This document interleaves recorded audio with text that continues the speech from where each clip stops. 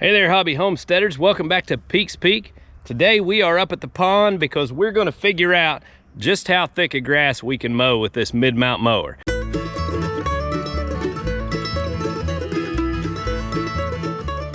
I've got a 60-inch mid-mount mower on our Kubota BX23S, and normally I bring the bush hog up here and attack this, or excuse me, the Rotary Cutter. I have a Land Pride 48-inch Rotary Cutter, but I thought, hey, I can get an extra 12 inches of cut out of my mid-mount mower deck, and at this point I've got most of the rocks picked up and things like that, so I thought I would just kind of do a little test today and see what kind of cut I can get using this mid-mount mower on grass that has not been cut yet this year. So it's pretty well, I mean, we cut through some grass on our way down here that was taller than the front of the mower, and it didn't knock all of it down, but it kind of surprised me at how strong this mower is. So we're going to share with you how that works out for us.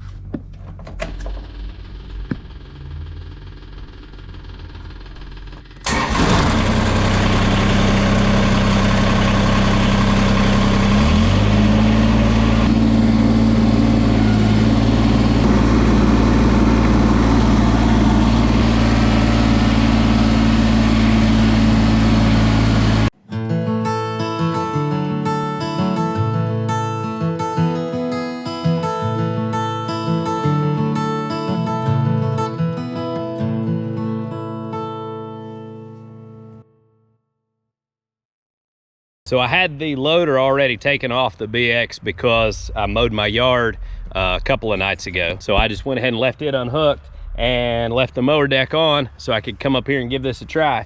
Now, when I mow my yard, I usually set it on about 3 inches. I don't have the flattest, smoothest of yard, and I've got some rocks and things that I have to watch out for. So I usually run that on 3, but up here, I'm gonna run it on, I think I've got it on 3 3/4. I raised it up just a little bit, just in case.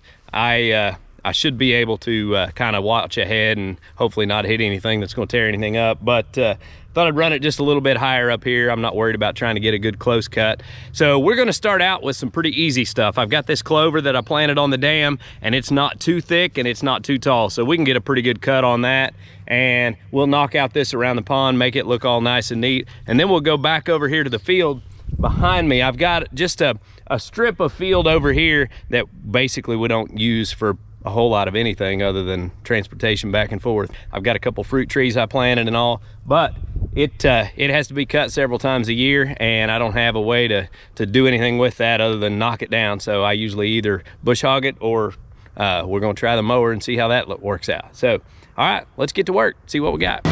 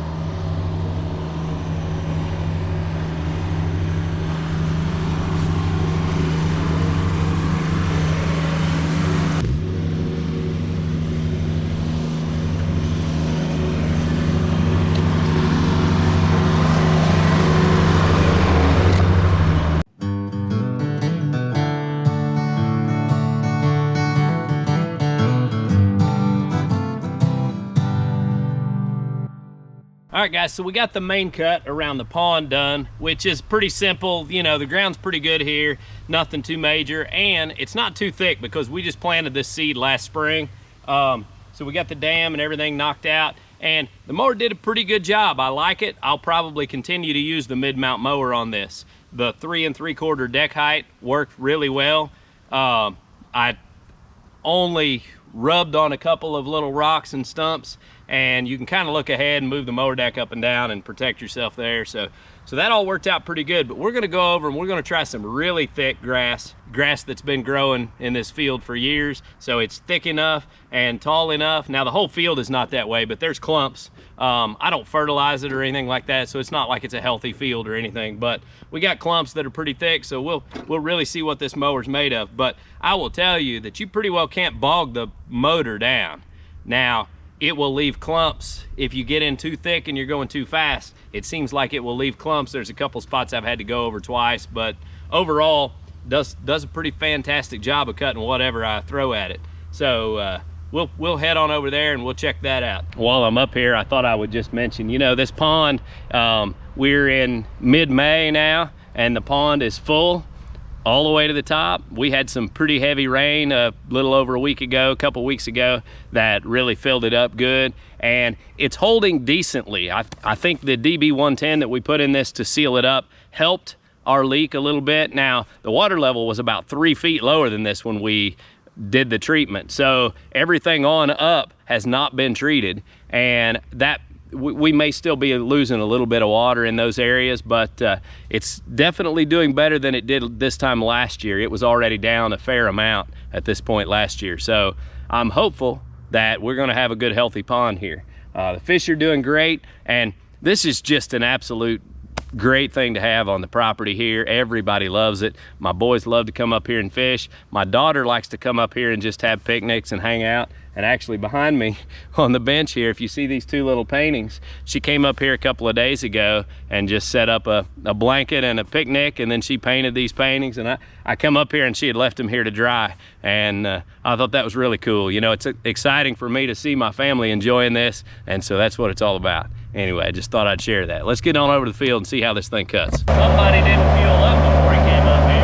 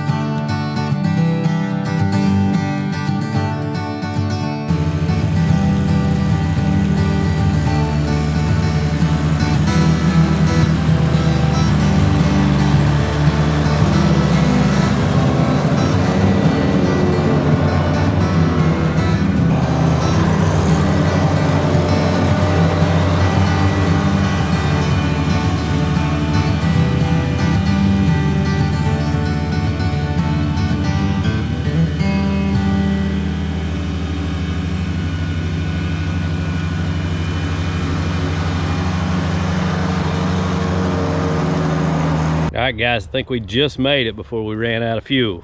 So we got our field cut. We got the land around the pond cut. Got everything looking pretty decent. Now, I'll tell you, I'm not gonna get to do my weed eating tonight because my son is doing a big weed eating job and he's got all the weed eaters with him. I'll share a quick story with you because my son has, he's done weed eating jobs since he was about 16, saving money, paying for his cars and expenses and all that stuff. And he started out, I've got two FS 55 steel weed eaters, and he started out his business with that. And last year he went and bought him a new steel FS 111, really nice 4-stroke weed eater. And he used it for a couple months last year, and then his first big job this year, he was out on it, and the gearbox on the end of the shaft busted. I think it just had a manufacturing flaw in it or something, because the dealer said basically they've never seen one do that, but they could tell it wasn't abused or anything. So Steel was going to warranty replace that, so they took care of him, but he took my weed eater so he could finish the job he was on. So all the weed eaters are gone. But anyway, took a long way around to tell you that. But so we're not going to get to trim it up, make it all look nice and pretty tonight, but we got the hard part done. I say I got the hard part done because I'll probably have him do the weed eating. We'll see how that goes. That boy's been out weed eating for 8 hours today, though, so he definitely is not going to do it today. He's a hard worker. Anyway, so I kind of let you see how we're looking. I'm going to have to weed eat that hillside there, the backside of the dam. We just want to make sure we don't get any trees growing on that. So we'll get that all cleaned up. So I'll tell you what I think about the mid-mount mower for this type of job. I think mowing here around the pond, it's perfect, and we like to keep it relatively mowed down. So I'll mow it every couple weeks or so. Now this field, I might not mow it, but every month or 6 weeks. And there were things about the mid-mount mower that I liked mowing this field better. For one, it's a whole lot easier on my back and my neck because I'm not turning around checking on the bush hog all the time and all that. But a lot of the really thick stuff took 2 passes to get it knocked down, which I kind of expected, and that's not a knock on the mower in my opinion. And some of you that have a little more experience, you may have figured out ways to keep it from doing that. But I tried to run a, moderate speed and had it set on 3 3/4 inches. And overall it did a pretty good job. You can see a few little strings of grass sticking up here and there, but I'm pretty happy with it.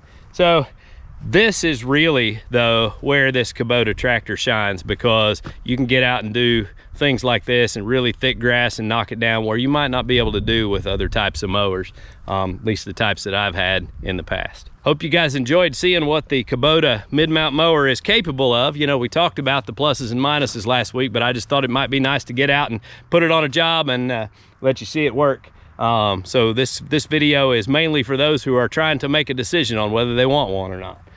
Hope you enjoyed the video. Appreciate y'all watching. Y'all have a good day.